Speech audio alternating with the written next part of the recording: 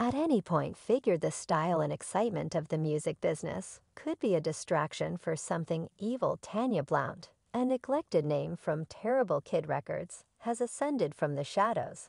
And she's not keeping down, she's blaming Diddy for at least vocation death. And think about what she professes to have hard proof. Greetings everybody, and welcome back to the Celeb Live channel. We have a sizzling subject today. I'm discussing Tanya Blount, a previous craftsman under Awful Kid Records, who's shown up copped and locked for certain serious claims. Against music big shot Diddy, she guarantees Diddy has a background marked by subverting his craftsman's professions. I could do everything except that is not all people. The story gets hazier and more profound. There are discusses neglected projects, vocation killings, and specialists bafflingly vanishing from the spotlight. All fingers are pointing towards exclusive Diddy. Regardless of whether you're a Tune fan, stay close by in light of the fact that what I'm going to disclose makes certain to leave you stunned. You know it's wild around here in these web roads. And nobody is feeling that more than Diddy right now. The Portable's name is all over virtual entertainment. And not for the reasons he'd like. Tanya Blount, a once encouraging craftsman under Diddy's Terrible Kid Records, has dropped a few weighty allegations. She's pointing the finger straightforwardly at Diddy, blaming him for demolishing her music profession. And in addition to hers, she has a whole rundown of specialists she says succumb to Diddy's, we should call it, vocation fumble. These are a few serious cases, individuals. And she's upholding it with some fiery deeds. Terrible Kid Records was a cemetery for ability. She guarantees a line that has got the entire web humming. The story is significantly juicier on the grounds that this isn't. Whenever we first heard something like this about Terrible Kid Records throughout the long term, many have seen a peculiar theme of craftsmen marking with the mark, just to apparently evaporate from the music scene. So this is where things get fascinating. Blount isn't simply asserting that Diddy's unfortunate administration prompted the destruction of these specialists. No, she's platitude. It was all purposeful. That is right. As per Blount, Diddy wasn't only terrible at his specific employment, he was deliberately disrupting these specialists, driving them to stop the business. My life is some of the time you need to truly go with that choice in your stomach. You could recall Blount. She was endorsed to Terrible Kid some time ago. She was near the precarious edge of her large break. Yet it never happened. Now, years after the fact, she's approaching with her side of the story. The web is going off the deep end about it, with endlessly strings of tweets, posts, and remarks. This isn't an unreliable talk. It's making genuine strain on Diddy, particularly given the continuous show previously twirling around him. The story doesn't end there, however. Tanya Blount is unshakable that Diddy didn't bomb these specialists. He basically drove them out of the business, out and out, whether it was through disregard, control, or out and out harm. She's persuaded he was the main thrust behind the flights by Nick Clara abilities a day or two ago. I'm certain they were cheerful about the time first, and they were going to Benjamin, and she was going. However, at that point, he made him jiggy and put him in suits and made them cause them to compose verses for himself and took all their distributing. Gracious oak. How about we dive into this? We have Tanya Blount, who doled out to Terrible Kid Records back in 1996, new, confronted, and prepared to assume the universe of music in vision, being a youthful craftsman new to the business, and having Diddy himself show interest in your work. It's a little glimpse of heaven, right? Blount felt like she had raised a ruckus around town. Diddy was holding nothing back, interfacing her with huge name makers, getting her in the studio to set out certain tracks. The energy was solid, and it seemed like the sky was the cutoff. However, at that point, something moved by Blount. Diddy's advantage in her venture started to disappear. The record that once appeared as though it was on the road to success, to progress, began to mold. Days transformed into months, into years unexpectedly.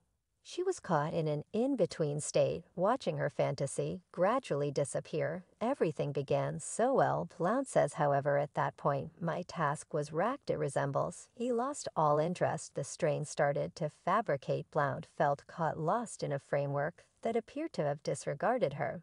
She tells a developing dissatisfaction of feeling like her voice wasn't being known about watching her collection. Her entire being get overlooked. This sensation of disconnection and gloom took a turn. Blount has fearlessly shared that this time of her life was trying to such an extent that it drove her to endeavor self-destruction.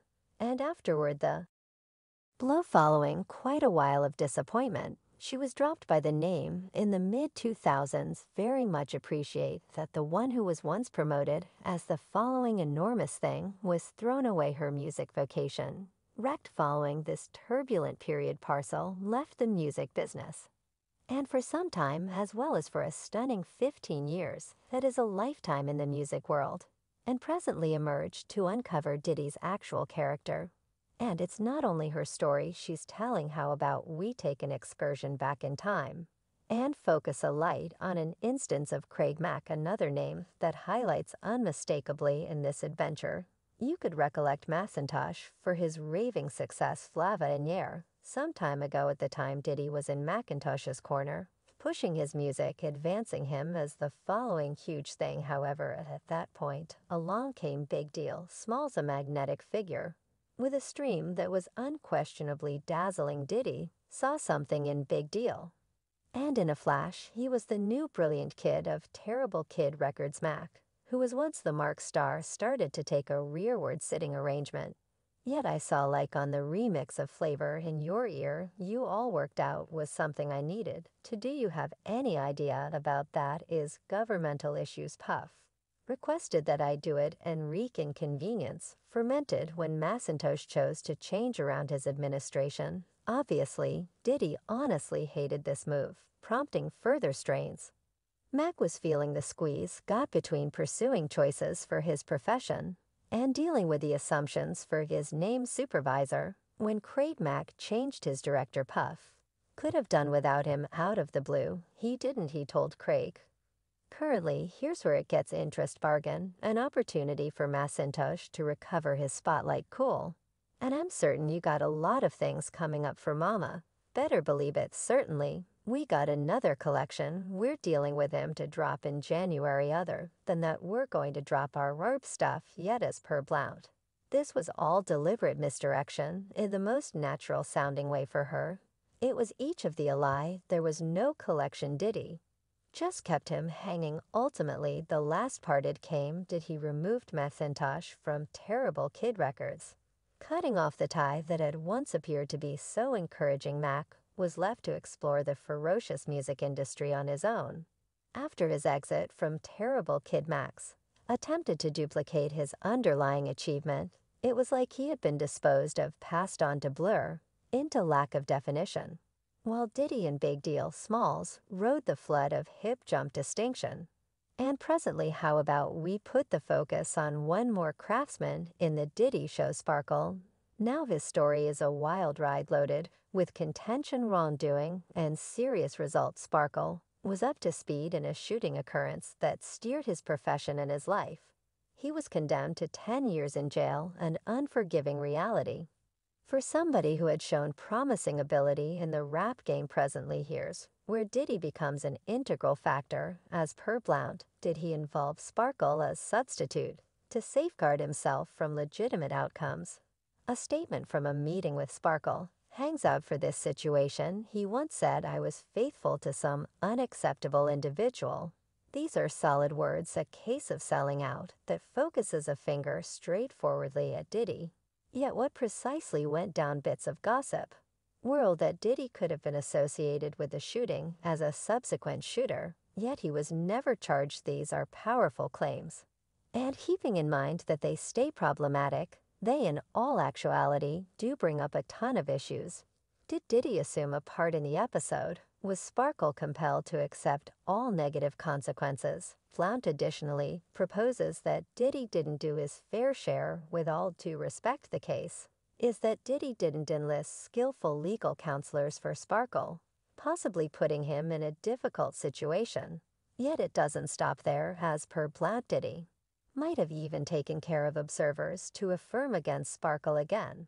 These are serious allegations, and keeping in mind that we can't affirm their reality, They certainly add one more layer of intricacy to the story. Those individuals were affirming they were brought to Puff first saying that what they saw against Sparkle, what they saw Sparkle do. While Sparkle was serving his time, he was dropped from Awful Kid Records, being cut out from the name. While in jail, well, that is an unpleasant arrangement. You must consider what was happening in the background as Sparkle said there are no limits to how he would excuse himself. I had the good book before me, and I was supplicating that he wouldn't keep on lying. Sparkle himself has shouted out about feeling deceived by Diddy. This opinion repeats the allegations made by Blount, recommending an example of conduct that is not excessively complimenting for Diddy's stipend demands, that Diddy was carrying on of personal responsibility, not heeding any lawful guidance. Assuming this is valid,